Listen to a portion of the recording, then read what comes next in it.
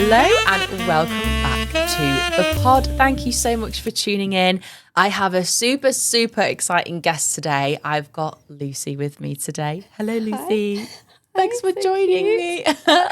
I'm going to do a little intro. I say little. I'm going to do a big intro to Lucy because she's done some big things.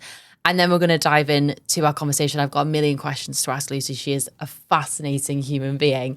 So this is what I've done my research on, Lucy. So correct me if I'm wrong. Yeah, go for it. So Lucy is the co-founder and creative director of Six Stories, which she started with her husband Ross in 2019. Love that. Love Ross. Correct. Tick, tick. Six Stories is a hugely popular bridal fashion brand that is stocked in ASOS, Selfridges, and is now expanding into the US. Has it expanded, or are we expanding? Yeah, we're in the process of. So we're just about to be listed with Nordstrom. Amazing. Has that been hard to do?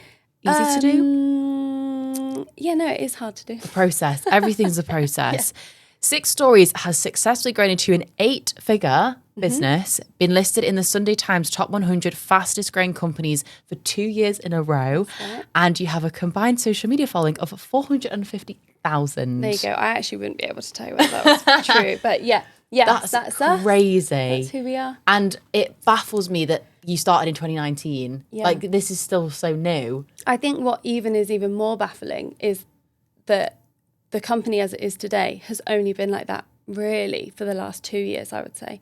You know, because we started off as like a handmade Etsy side hustle. Oh my God. Was not, Ross and I were focusing on other things. It was just this like passion project. Wow. I was just so obsessed with getting married to him. Oh, I know, because did it literally just come from you being so like, I love this whole process. I want to create that for the people. Yeah, I think the context of it is Ross is wildly ambitious. Like he is the absolute, with like a true yin and yang. Yeah. He's really ambitious, really driven, really astute, and has always had the ambition that he was gonna go. And, what's like his background? So he worked neither of us went to uni. We both worked at Sainsbury's. We did a graduate. Well, it was an undergraduate. I don't know. They didn't have enough people to do it, so they just said we could do it. It was a couple of years after A-levels, and he just travelled around on different departments. It was the most unglamorous thing at the time. We both ended up doing it. I think actually, if you asked us back then, we would say, oh no, we want to go straight out to work. But I just don't think we wanted to split up, because we've been together since school. So we've been together for 19 years, literally last week. That's crazy. How have you found that? Yeah, I mean, you're just so many different iterations of yourself. You grow together, don't you? Yeah, exactly. Like, I've been with my partner, obviously not as long, but since I was 19, it's like 6 years. Like, he's been my only boyfriend. Yeah. Everyone's like, oh God, I could never, I didn't have that whole phase of having loads of boyfriends and dating, all of that stuff. But I love it. Yeah, I think it definitely plays to. There's pros and cons to it all, right? Like, we have no baggage. Yeah.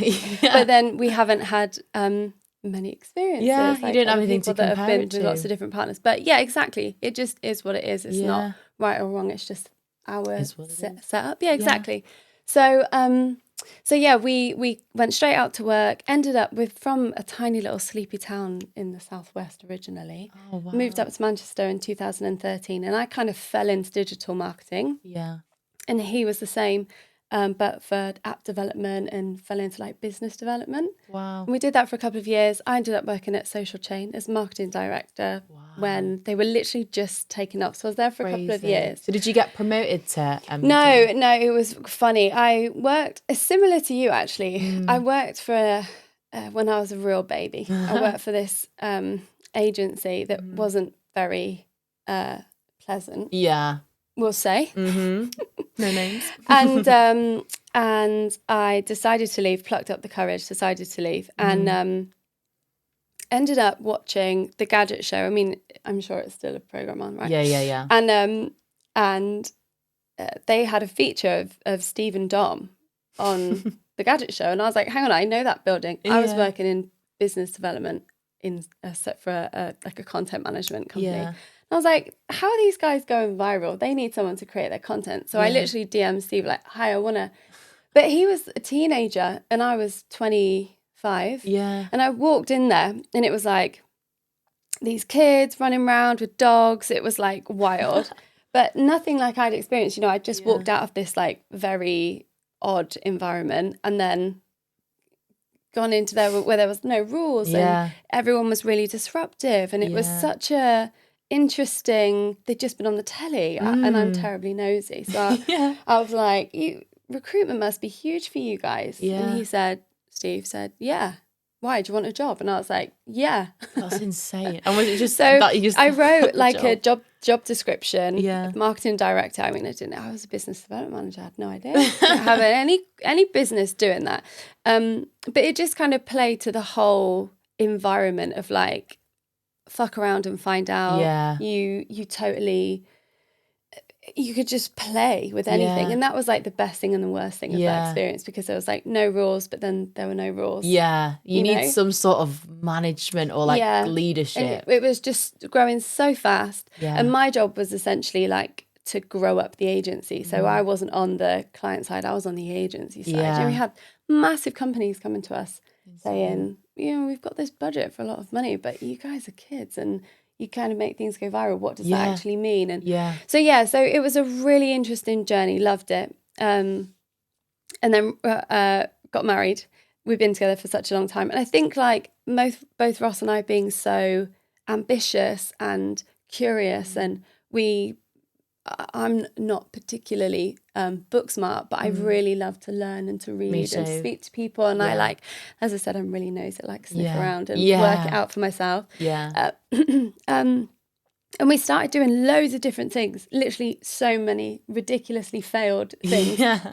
And the wedding product that I made, it was lots of things. It was hair vines for the girls' hair. Flower girl tutus. Did you make them yourself? Yeah, just did it all myself. God. That's what I mean. My parents are very like handy. And I just think I also like, I really, really wanted to get married to this guy. I just dreamt about it my whole life. So I truly, truly am the romantic. Like that is the core of what the business is. I love that. So we got married. I put some bits on Etsy and they started to sell. And I had decided to leave Social Chain and consult, and I didn't really know what I was doing. But at that time, Steve had then kind of gone on to do his personal brand and the agency. It was all kind of like, it was just the right time to move on. And I think lots of us felt the same. And actually, I was only talking to him the other day, albeit briefly, about the cohort of that group of people and what we've all gone on to do, because I'm not the only one that's gone on to own their own. You know, they've done Katie so well. Exactly. So we were saying about how proud we are of everyone. Oh, I love that. Yeah, so nice. So especially him. I mean, oh my God, he's on another. He's just such a fascinating person, and I think it's really interesting with Stephen because people love to hate successful people, don't they? And whenever I've ever spoken about him or seen anything about him, there's so much negativity around it. But I think it's really interesting. The people I have spoke to that truly know him don't have anything bad to say. And they say how, how he's always just one step ahead of everyone. He's so smart. He's such a great businessman. But I think it is sad that that's like the culture we live in. It's like people just want to knock successful people down. Yeah, they do. 100%. I mean, you see with there are so many examples on the internet, and it is a shame and it is sad. But also I feel like it's really not real life. That we put something out into the world a couple of weeks ago, and TikTok. What the hell? It's another world. Do not enjoy it at all. It's scary. And a couple of things were made, and I was like, basically, we've created this ambassador program, and you have to submit yourself to go into it. But it rubbed people up the wrong way. I still don't really understand why. And I was just like, chatting to these girls in the DMs, like, I think there's a miscommunication. But it was just vile, and the comments awful. Being left. And I thought, I mean, I've not gone back onto it because I'm old enough and think ugly enough to know that it's just not real life, you know. Anyway, it's a shame that it is the world that we live in. It makes me worried about my children. It's awful. But so I listed some bits on Etsy, and I think the SEO, keyword, time that I had, all of that, I just was able to like start a foot ahead. Wow. So, Like it was just the right time. Yeah, exactly. So, and literally this really is the like golden ticket to why it is what it is. Ross and I then decided to go traveling. So I spent all the time in the inbox speaking to these girls. They were obsessed with the brand. I knew them inside out. Wow. And then my mum was hand making the tutus whilst we were like in Asia and Australia and whatever. So it was this lovely little thing. Came home, couldn't cope with the demand. And at the time, it was still this handmade kids product. Like it just was not a shiny, sexy brand or anything like that. Yeah. And I really struggled. I have struggled until recently to own it. Yeah. You know, it was almost like a bit of a joke. Yeah. Yeah. Like, oh, are you still making those tutus? You know, I mean, it's like all of my friends are wildly successful and have amazing careers. They're buyers, marketing directors, whatever.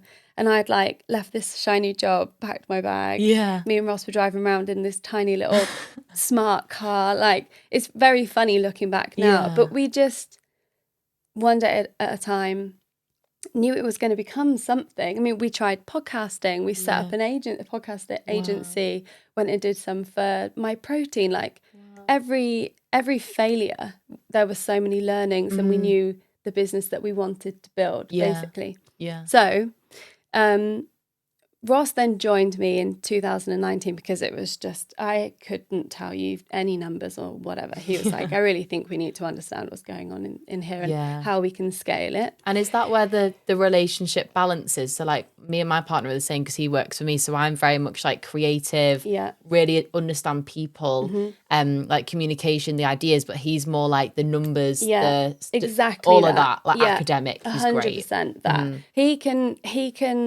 He is like, you know, straight A's, steady shit, amazing, you know, and I'm like, So we like buckled down on 6 stories, and then the pandemic hit. Wow. How did that affect you? And obviously we had no weddings, no nothing. Wow. But through understanding the customer so well, we'd created this little product, which was like nice merch. Yeah. You know, it wasn't tacky. It was, and we decided just to put on Instagram. At that point, I think we probably had 500 followers or something like that. So this is what, 2020. If you've been affected by the pandemic, we've created these cute little T-shirts. They were just blanks bought from a company called Ralawise. If anybody's looking to buy any blanks, I was buying like packs of 10, ripping out the Fruit of the Loom label. Had this gorgeous little local embroidery shop in Worsley that was doing all of the school kids' embroidery. And we just had bridey embroidered on them. Just a cute little, because I don't know how you're feeling, but you don't need to ask someone if they're getting married. They will tell you. We will tell you in the first 5 seconds. Yeah, and you want to own it. All you want to do is wear white. It becomes your whole personality. It's like such a nice bubble that and you live in. And rightly so. It should be the most special. And it doesn't matter how much money you're spending on it, how bougie it is. Yeah. The feeling is the same. Yeah. And so, we dropped this, you know, very basic, probably created it on Word. If you've been affected, DM us. Well, we ended up giving away 15,000 of these T-shirts for free. The orders just kept coming in, and we kept having to like shut the site and buy some more. Anyway, that is then what changed the business. Yeah. Because we then looked at merch that she could wear at home. And the pandemic went on for a really long time. Yeah. And we were in and out of it. Yeah, you were like, what's going on? Yeah, and the weddings didn't get back on track for such a long time. Yeah. So she has a budget to spend on lovely things around this moment in her life. And I think understanding how she needed us to show up for her, and then how we created a podcast called The Mindful Bride. And we did literally anything we could to be there alongside her, to remind her what it was all about. You know, there's there's something to be said about what's the word, when you give something, people feel indebted to you. Oh, yeah. Repressive. God, there's a whole theory on that. I've literally just... I can't think of the word. Reciprocity? You know whatever what the word is. But yeah, so I think like we just had this lovely narrative. We were around a really difficult time. It's easy almost to stand shoulder to shoulder with someone when they're struggling, isn't it? Yeah. So that's very much our who we are, to our absolute core, even today. And I say to the girls, it feels to me still the same. You know, we've got a team of 30 plus now. Wow. I still speak on the Instagram as I would have all those years ago. You know, it really doesn't feel different to me at all. The sample sales and stuff are a bit nuts. Yeah, all those people. I don't... Queues of people. Yeah, exactly. How do you feel when you speak about this, how successful, like, do you ever just really sit and like relish it and be like, wow? Yeah, no, never. Sometimes it's a bit dangerous to do that. Yeah, I don't think so. I've really struggled to be in the past or the present. I think I've ADHD. Yeah, something like something business to do with owners. that. We've all got something going on, haven't we? But I do feel like very much just it feels right where we are because of what we've done, and the people in the room feel right to me. Ross is definitely better at like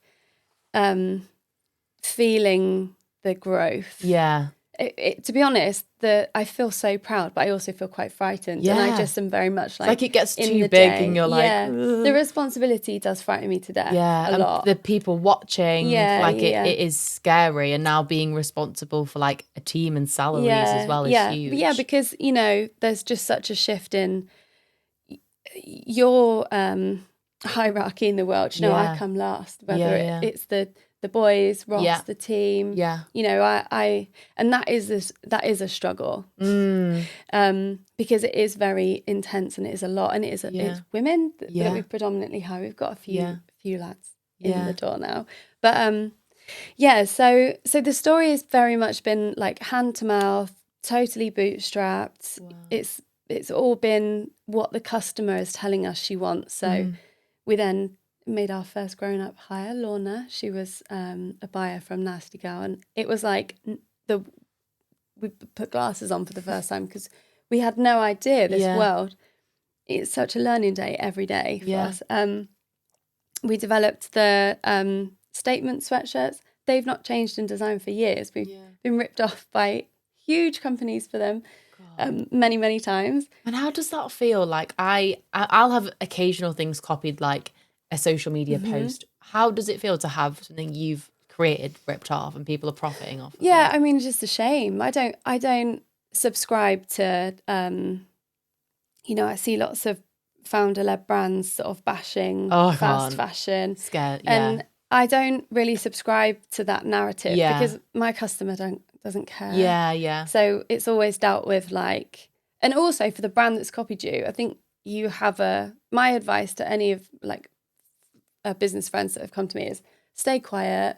Send them a cease and desist. And don't, if you create bad energy, then the bad energy is going. That's not what you want to associate with your brand as well. And I think as well that sometimes when you speak about it, it just brings more attention to it. Like sometimes I see things, I'm like, oh, I actually never saw that, but now you've spoken about it, I'm going to have a nosy about it. I just don't think it's the most graceful thing. It's for the clicks and the likes and the I don't know, each to their own, obviously, but it's just not all the content that we create. We always try to do it, moral first. It's definitely not like click first, or it's not about me. It's about that girl getting married. I love that. You know what I mean? How would you say, like, when you have had things like any backlash, opinions, similar to what you were talking about before, like how do you deal with that, and how has your mindset shifted in terms of how you deal with that? Because it's hard. It's your definitely baby you've built. I mean, to be fair, I haven't and I think it's because we have always been very virtuous. Like I've not put out anything in the world that isn't the truth. Therefore, if anybody does challenge something, it's just a very human response. So I'm very close to our customer service. Yeah. It's like my absolute bread and butter. Yeah. I love it so much. And actually, so a couple of days ago, a girl created a TikTok. One of our, we've got like a headband with a nice lemon like veil. Oh, cute. And it's been packaged wrong, or it's got to her wrong. Yeah. It's gone overseas. Yeah. However it's been shipped wrong. Yeah. It's got to her and it looks like a beekeeper's hat. It looks horrendous. Yeah. And she's made this video, you know, and it's got probably on about 100k views. She's had her money back, you know, she's popped it in the bin. There's been no stress to her. Yeah. But like the response is so human, like beekeeper was not the vibe when we developed this. It's not been shipped right, you know.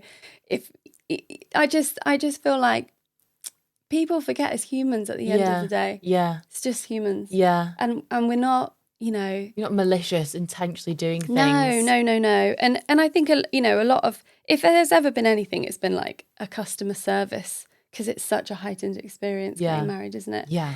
But, you know, we ship hundreds of thousands of orders. So it happens, doesn't it? But we're always super fair, super on it, make it right as much as we possibly can. Always will. Yeah. So we champion the customer service the most, I would say. Does it ever get to like you personally? Like what would you say, like as a business owner, are the things that get to you and stress you out and you're still trying to navigate? Yeah.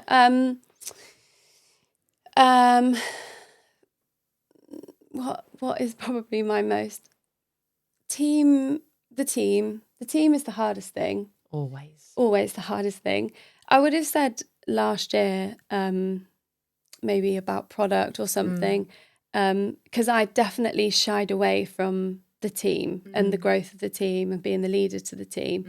And I read Dare to Lead by Brené Brown, which it just spoke to me on so many levels. So about a kind of performative vulnerability. I just recognise that in myself. I think having the children, I've got 2 little boys, they're 3 and 4, so throw that into the mix of all of this. You know, being knackered or late or bedraggled, the excuses that I would make to try and, I don't know, let myself off of something that I should have done or haven't done, or, you know. So I've been on quite a journey of self in terms of how I want to show up for the team. Yeah.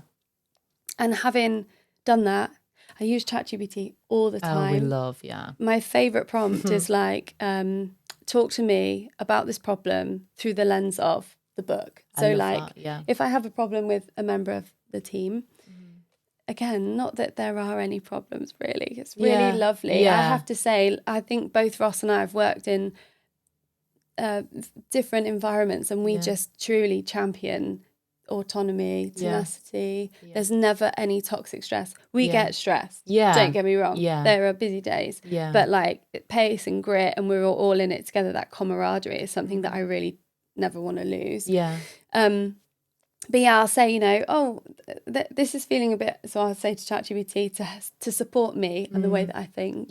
I'm really struggling with this situation. This is the situation. How would Brené Brown in Dare to Lead coach me through this? I think for me, where I struggle to like start, it gives me the seeds of an idea, and then I can go and execute it, you know? So that's one of my favourite little hacks, but I do it for everything. Like there's a book called No Such Thing as Naughty for the children, so I'll be like, why are they doing that? What would No Such Thing as Naughty say? And it just is so clever. I mean, it just helps me process what's happening with what I've learned, you know? How would you say, like, because I'm also new to being a manager, I've got a team of 8, and how do you separate the, like, I'm your boss, not your friend? Because I think that's the hardest thing for me. My team's all in their early 20s, and I love them all so much, like family, but you've also got to separate a bit, so when you do have to have difficult conversations, it doesn't feel you've got the respect there. I think it's really important to understand that as your business grows, it's going to go through like bands of team. So I think, actually, this might not be the right advice to give you, but I think it's okay that you are like pally, if that is how you would describe it. because you need them to do all these different things and maybe unsociable hours or maybe help you here, help you there. Yeah. But as you grow and you add more people to the team and they become less generalist and they fall into their skill set, that is when, and that's the big change for me, is understanding, oh, actually, this person does this and that only for me. And this is how it all fits into the puzzle. Yeah. And then I think that's when you need to change your management or leadership styles. Always, I think you should be like totally candorous. And like, if you see the bad egg begin to stink, then nip it in the bud, you know, like, and there's always ways that you can frame things, you know, like personal issues that might arise in the office, a walk around the block, like, I want this to be the best conversation of your career. Yeah. Because I care about you that much. Or, you know, I think there's just like a few lines that you can have in your head and just don't let it get that deep. Yeah.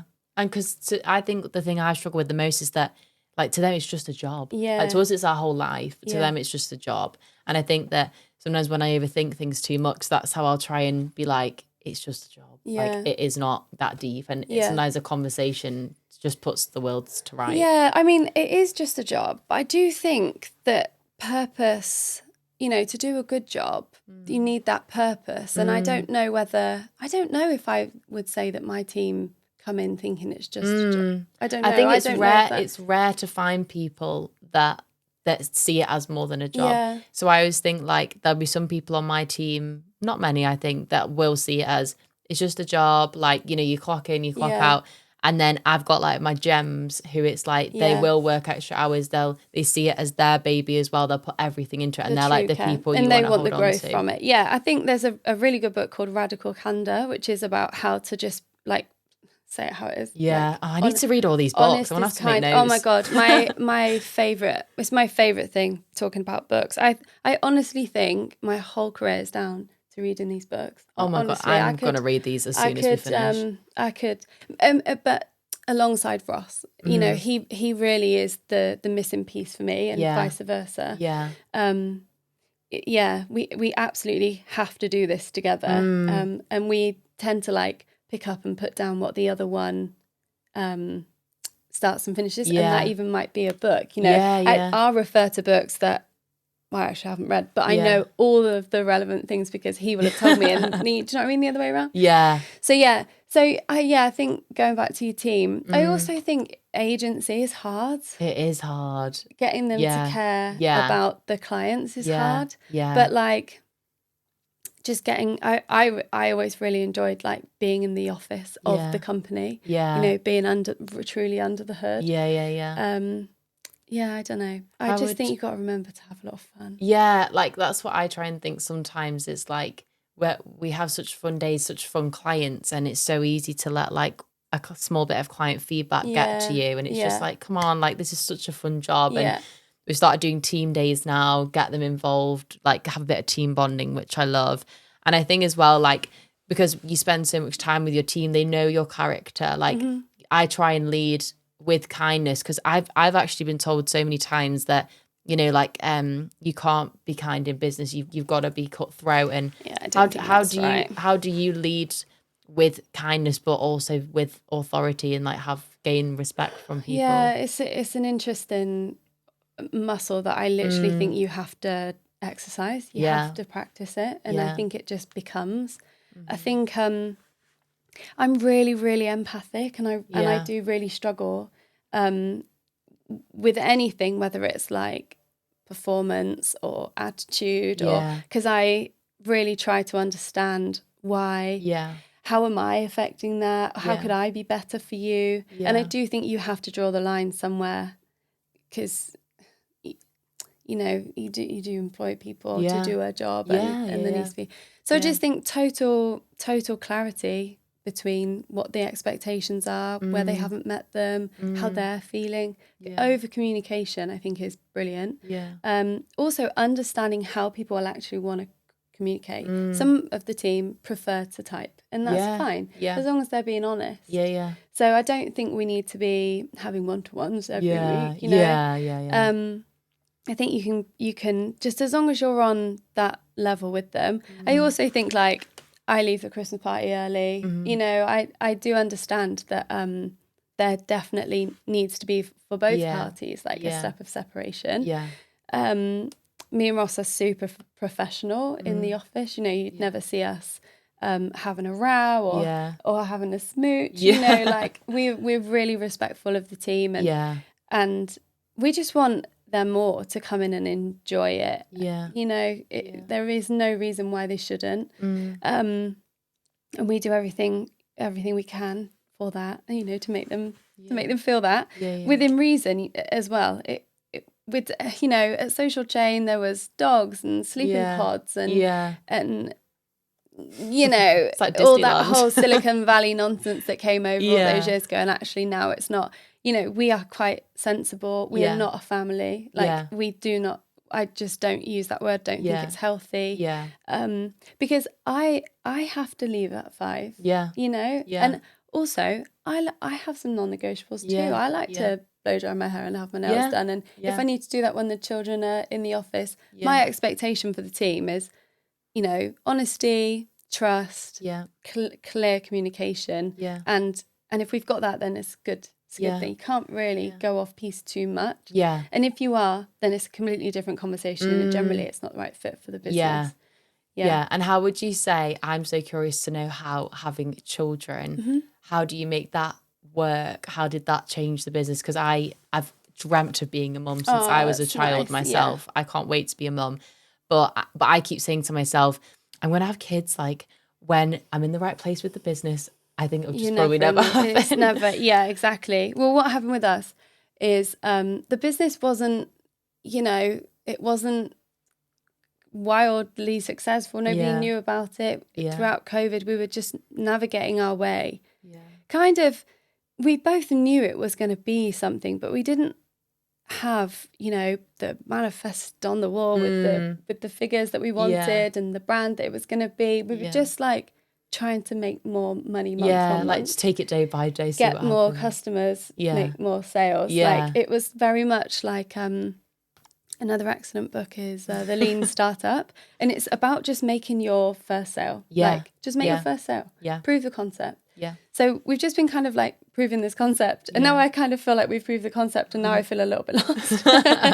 But yeah, I had about a year's worth of trying to conceive with Rudy, who's 4, is going to school in September. No way. And I just kind of thought it would happen like that, and it didn't, and it it gets to a point where we can't think of anything else at all. Because you do when you're younger think of like I've got a few friends now who have had kids, and you do just think, oh, I'm gonna try for a baby and I'll be pregnant. And I'll be pregnant. But it's just not that easy. It really isn't. And I think there's like a huge problem.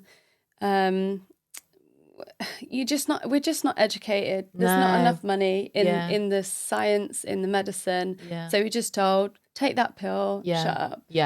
And then you want to have your babies, and actually it's considerably more difficult than you expected. Anyway, so that happened. And I just kind of thought Rude would, you know, be in my sling on my desk. And to be fair, he was. I have never been to one rhyme time. I've never been to any of the baby classes or anything like that. His kind of sensory classes were in the office, you know. That was mostly for me, my sanity as well. Like I have always wanted and was desperate for him. And then when he arrived, I really enjoyed the balance. I'm quite a high energy person, and I made sure I went in and I did my bit, you know, at whatever that was. Whether it was customer service or packing an order or, you know. So then Rudy was about 5 months old, and I didn't realise that I was already pregnant again. No. So they are super close. How did you feel when you find out? Well, I don't know what was harder, struggling or you know, not accidentally, because I would do it the same. It was just such a shock because we didn't expect it. Anyway, so then Remy came along, and it's only recently, since they have been a little bit older, that I actually really struggle to think back to those early days. They were both so tiny. Yeah. They were both so tiny. We were planning Black Fridays and madness, absolutely madness. Wow. It doesn't feel like it, but it was, you know, I don't feel hard done by or that we've missed out on anything or any, it has been like totally magical. And the boys are amazing. They are like my proudest. When they come into the office, I'm like most at peace. It's just so lovely. They love being in there. I just love it. I love that everyone, because I spend so much time with them, can see, you know, that other side. And the boys are, you know, also what's the word? They've like bloomed as the business has. They're just so lovely and little best mates they are. They're so cute. So yeah, I mean, early days, I think it was just like an absolute juggle, breastfeeding, tired, like harassed all the time. Yeah. Yeah, because is it hard for people to, because everyone wants you. Can I ask you this question? Yeah. Is it hard to, did you just say, guys, I've just had a baby? Or was it, no, you tried to help still? No, I was physically in the office most days, I would say. But not as like because I had so much work to do. It's because it was a place of joy and lovely, and I was with Ross. And like you were saying, you know, when there was like a team of 8, it was it's a lovely environment to be. So rather than kind of sitting at home, all of our families, you know, we don't have any family up here at all. So that's the other thing. Maybe if I lived closer to my mum or whatever, it would be different. But I wanted to be in the office, and it was just nice, and I was there to help and aid where I could. And then now it's a different feeling. I do feel terribly guilty a lot of the time. Because Rudy is going to school, and I did not realise that when they have a nanny for 3 days, and then they're at like a nursery school, which is so sweet, up the road. And because they are in childcare, I just sort of thought, oh, same when he goes to school, no biggie. But it is very different. It feels really different. You're like, the baby is going, and I didn't realise it was such a short amount of time. So I have, the last couple of months, I felt very much like very introspective about them and who they are and my time. You know, like, does it feel like when everyone says they grow up so fast? Does it really feel like it really does feel like that? Yeah, and because we did it so close together, and we're not going to have any more. It does feel very much like, not that ship has sailed, that's the wrong word, but like it's that I've walked through that now, which is a bit strange to kind of know, because I bet it happens so fast, like all at once, and you're like, oh, that's just I could probably do a sitting down and having a longer chat with someone about that, I'm sure. But no, I feel so blessed. They are like healthy and lovely and really gorgeous boys. They're really funny, and they're super chill about everything, you know. And I think it's because we have been like juggling. So but they're great. They're super patient and lovely. They're really, really good little kids. So what would you say? I always love to ask people about, because I just love when business owners share, you know, the honest side of things. Like, it's not always like, oh, I'm so like successful and everything's going great. What would you say is a moment where you really felt like this is all going wrong? I don't know how to turn this around. And then also, I would love to know, like, what is your biggest pinch me moment that you're most proud of? Okay. Well, biggest pinch me was probably our pop-up in Selfridges. Because it's funny, I've got on my phone pictures. There's this really cute little like dressing up brand called Tutu de Monde. They're Australian.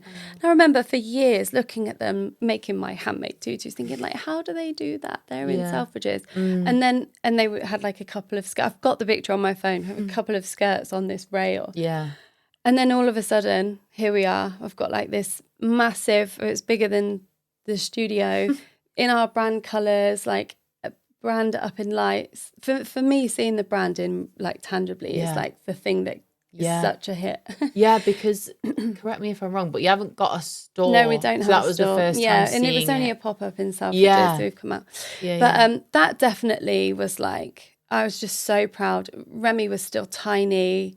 it was really, really lovely. And then the other one I would say was the sample sale, because in the first one we did in Manchester, I literally was on the stories on Instagram all week, like, oh, girls, I don't know, come down for 10. Don't know what to expect. Yeah. It was a 5.5 hour queue around Manchester. I remember walking to the end of Harvey Nicks and looking down the high street. And honestly, it would probably make me do it now. The hairs on the back of I was terrified. And I'm pretty cool customer, really. Yeah, like nothing rattles me too much. Yeah. But that I was like, what have we done? Kind of like, how does this work? Because I just didn't know. Anyway, it was fine. They all came in, bought their Does stuff. any of it ever are you like an emotional person? Are you I'm really emotional. Did it like make you cry? Like, were you like, or were you more just like, oh my God, yeah, this is real? I am emotional. I am emotional. Yeah. I just, it was terror. It was just terror. Because I didn't even know whether we had enough stock. Like, it was just walking through that first experience. The firsts are always the thing, aren't the they? scariest. Right? So they're my pinch me's, definitely. And then I often think like, oh my God, it's going wrong. Or, I will wobble probably once a quarter, actually, I would say. And then I need a weekend away and then I'm fine. Yeah. I don't recognise, I posted about it this morning, I don't recognise the burnout in me before I'm really struggling. Mentally tired. I think people say to me all the time, if you've got 2 small children, you work with your husband, you have no family around you, and you've got this business. Yeah. The responsibility of any one of those things is quite a lot. Yeah. Throw them all together, it is a lot to contend with. Now, my husband is very stoic about everything and would literally say, like, I'm living more than I ever could have imagined. Yeah. And so be happy every day. Yeah. But where I'm a little bit more emotional, hormonal, whatever, that doesn't always register. Yeah. So yeah, I do. I struggle a lot because I don't have a fashion background. Yeah. I feel a lot of the time like I just don't know what I'm doing. Yeah. And the answer is always just come back to the customer. Come back to the customer. We did a survey. It was like Sunday last week.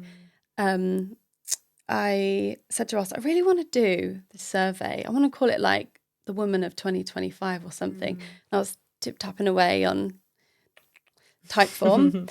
And I put it live. It was a 10-minute survey, so it was long. Yeah. No questions about us as a brand or where she shops or how much she shops or what she wants to shop. It was all about her. How do you feel? How do you feel when you go shopping? What do brands not know about you? Deep questions. Yeah. Had over 2,500 people come back within 24 hours. And I just put it on Insta and did a little email about it. Yeah. Like I could not believe the noise of the customer just wanting to be heard. Yeah. Because I think that she's just got so much rammed down her throat all the time. There's so many options everywhere. And I think as I've gotten older, you have like your core brands that you stay with and you grow, like they're the only ones. Yeah. I feel like when you're younger and you don't have as much like money and disposable income, you'll go to like the cheaper brands or whatever's affordable at the time. But I think as I've gotten older, you really do see the like importance of investing in good pieces that will last. And you know yourself, don't you? So I know that there are brands that probably won't suit my shape or whatever. Yeah. So it was just really interesting. And that has actually formed a huge part of the direction that we're now going to go in, because we've been playing around in like occasion wear, and the hypothesis is, she's in our world for about 18 months and then she leaves. Yeah. Well, we can create really nice dresses. Yeah. So let's do some really gorgeous occasion wear. Yeah. But it's a tricky industry. Yeah. Fashion in general. Yeah. In that niche with those competitors. Yeah.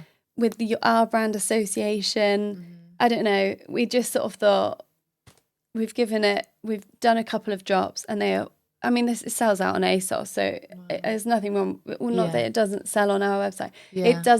It hasn't like swung the pendulum, if you like. We've gone from like handmade to the the casual wear to bridesmaids dresses, and we were like, oh, this is going to swing us to open our brand up to wider girlies.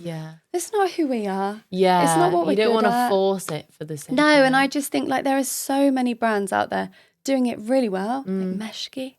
How amazing. And then there are other brands that are just churning out product into the world. You know, season, fashion, trend, fast. It's definitely not what we want to be putting out into the world. You know, that's feeding anxiety and consumption and what you should look like. But actually, this is a real special moment in someone's life when they're getting married to slow down. And that like brand connection and then the lovely product around it is what we're about. So we're kind of like doing a bit of a, we'll still play in occasion wear because obviously we've got huge wholesalers now. So we do have to play to do that. But yeah, I think we've gone on a real interesting journey over the last 6 months of like, we could be more, but actually I think we could just be more to less people, more brides. Be more, bring more joy to brides is basically what our mission will be. And people see that and respect it and know you're not just money grabbing just to get more sales people, in. Honestly, yesterday a girl sent me a wedding invite in September. It's actually mad. And this is another funny thing I was talking to the girls about. Our community, our values are joy, authenticity, community and quality. That's like cut down the middle. Every team would tell you that. All of the product is very much that. But I think that because we are so authentic, we're not very authoritative. Which is a really interesting world to be in when the brands that are authoritative, you know, get the credit. So there are lovely brands at the moment that do really shiny community-led marketing, get loads of credit and they do the PR game particularly well. But I think actual community is the WhatsApp groups that I'm in with the brides that are struggling or, you know, like that real, true, lovely connection. We invited this lovely customer in because she'd seen a product that wasn't released yet. She was going to a wedding. She was like, I know that will look so nice. She drove an hour to our office. She had the product. You know, washing samples for someone because they're desperate for it. I just think like the energy exchange between us and our customers is so rich, but it's huge to us because it's on so many levels across so many different people. But like, it's hard to kind of quantify that when you're trying to market your brand. And where's your stance on like personal brands? So you've obviously got your socials, your personal brand. Like where do you stand with that? Do you think you want to be huge and recognizable? I go around in circles about it all the time. I go around in circles about it all the time because I believe that it's wonderful, and I've got loads of people that I follow that I really, really respect, and you know, half the books that I've read are by people that have got amazing personal brands. You know, I'm thinking about Brené Brown or Mel Robbins or you know, so 100% love it. I love to see it. Like there is no greater thing. I love cheering the girls on, and there is not enough of that, I have to say. Oh, there's definitely not enough of that. I was talking to another brand.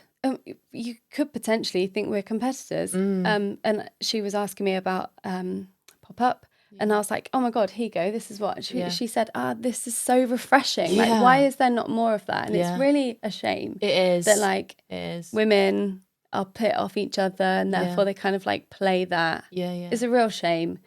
But so I love to see it. I love to cheer them on. I think that there is enough in the world to go around, and I feel like if you're doing it better than me, then I've just got to do it better. You know what I mean? If you're going to bring out loads of bridesmaids dresses or a top that says bride on it, and it's really nice, and it takes my customer's eye, fair game. You know, that is definitely my like approach to it, and I love it. I don't really take any of it too personally. If you know, I'm just trying to think of like an example of where you're not included, or I don't know. Because we are like such a niche brand, but a lot of people know about us in the fashion industry. So it's like an interesting place to be. Yeah, I think it's hard with personal brands because I think there's so many pros, there's so many cons. Like pros, it opens so many doors. It helps grow the brand. You can get into speaking, podcasting, everything like that, which is great. Yeah. I think the cons are definitely that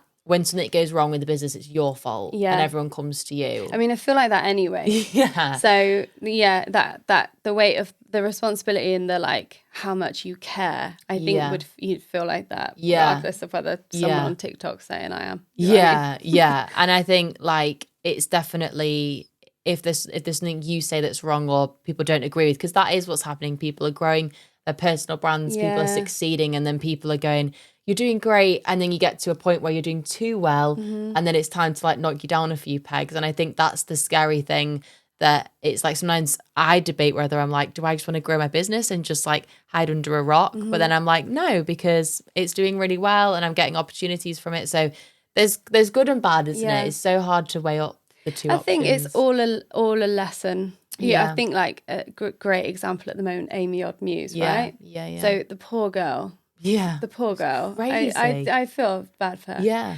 But then you got to look back at all of the things that you've said in the past, and perhaps I do think it's just all a learning, no matter how tricky it is. Yeah. The hardship that you go through are the biggest lessons.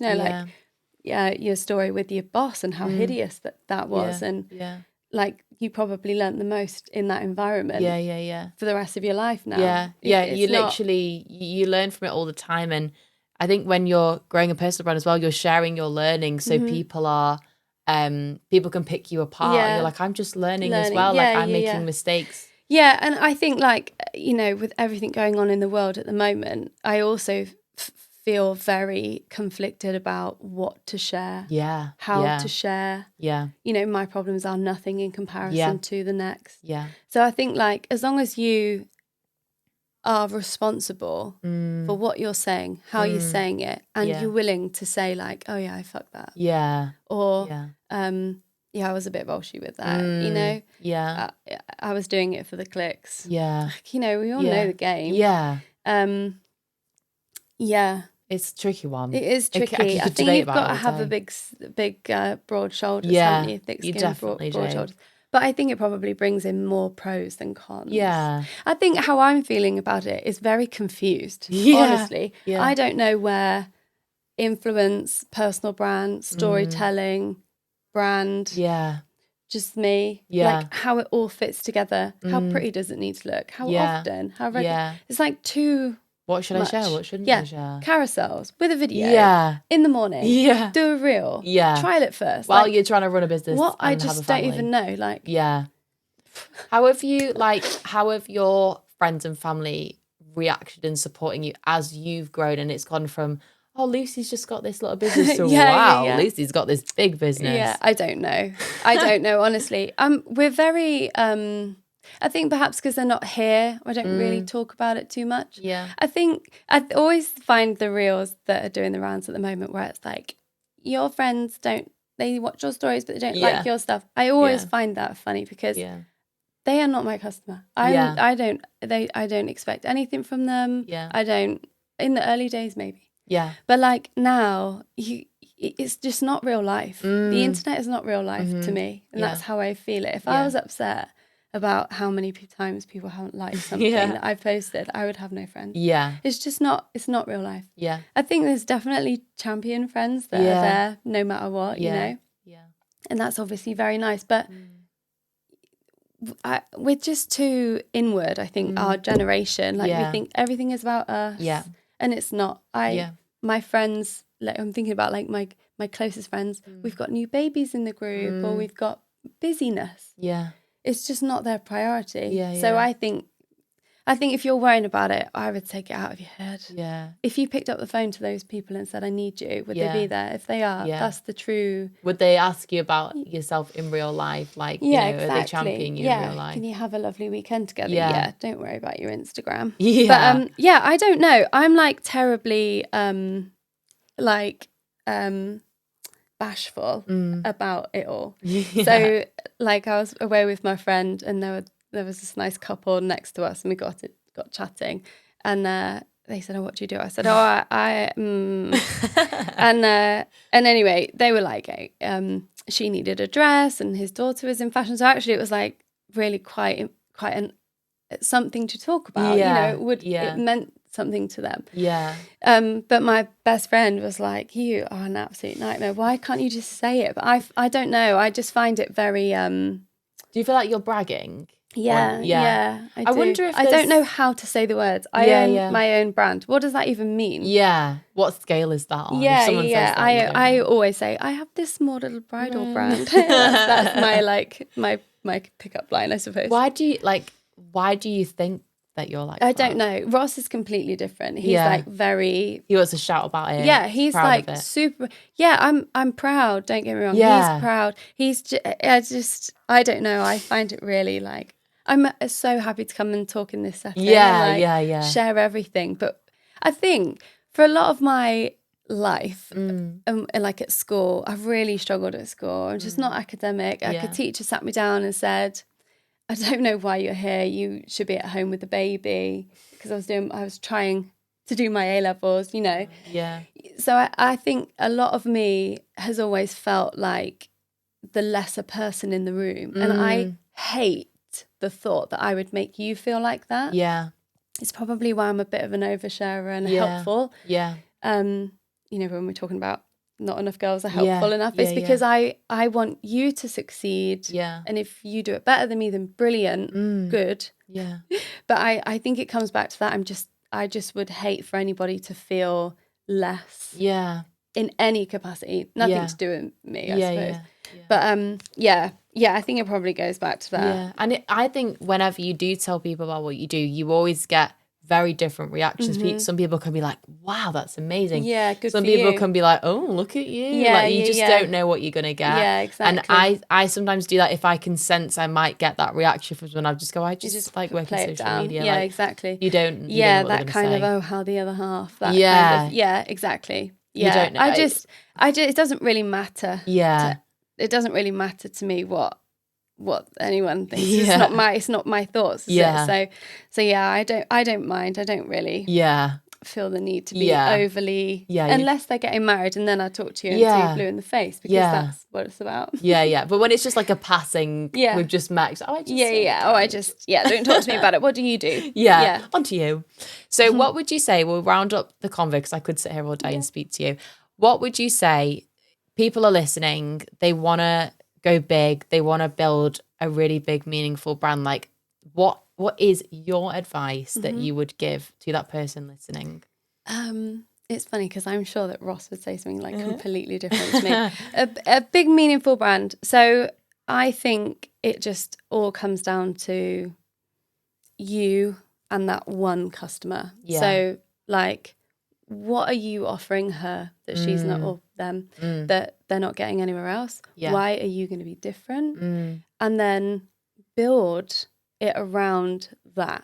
So, if you want to work for yourself, which is a completely different kettle of fish, not a lot of people do it because it's really hard. Yeah. I think you have to be really like honest with yourself as well about what big looks like. It is uncomfortable. Yeah. It is uncomfortable. You have to not be driving a nice car. Yeah. Not have the latest iPhone. Yeah. You have to be living below your means to be able to grow. Yeah. And you just have to be totally open, I think. So like, it's not very actually practical advice. Make that first sale, understand what it is about that customer that makes you different, and then just try to scale that slowly is my advice. I love that. Don't ever take money too fast. It's so true because you see business like owners, investment, I mean. Yeah, they've got fancy cars, big house, like you see all that, and that is like the byproduct of like years of hard work. It's just, that's why I always just say social media just isn't real. 100%. You're seeing someone's chapter 700, not chapter 7 where we just started. There was an article that came out a couple of weeks ago, and the amount of people that messaged me about it was wonderful. And I then had to kind of jump onto my Insta and be like, just to let you know, this has not been like this for a very long time. Like Yeah. it's actually been very hard work. Yeah. Like you don't want people getting ideas about things. Yeah. Even like if it's like, you know, how much like what your turnover is, it's huge. Yeah. But the overhead costs for that like is also massive. People just like, that's why I'm so funny about like speaking about money, because you can say, oh, I've made like, you know, 100K this month or whatever, but the profit could be tiny because of the overheads. And social media just isn't, it's just not real, is it? You can manipulate figures. It's very dangerous, like the whole game of it. But I love that advice. I've loved chatting to you. I think you're absolutely amazing. And I'm sure everyone will get many book recommendations from this and lots of advice. I've got a whole list, 100%. Thank you. Is there anything you want to shout out, plug, anything that you want people to know about if they don't? I don't know. No, just... we're here for all your bridal needs. I'm going to be your newest customer because obviously I'm engaged. So nice. Fab, thank you so much, Thank Lucy. you. Thank you for listening, everyone. I will see you in the next episode.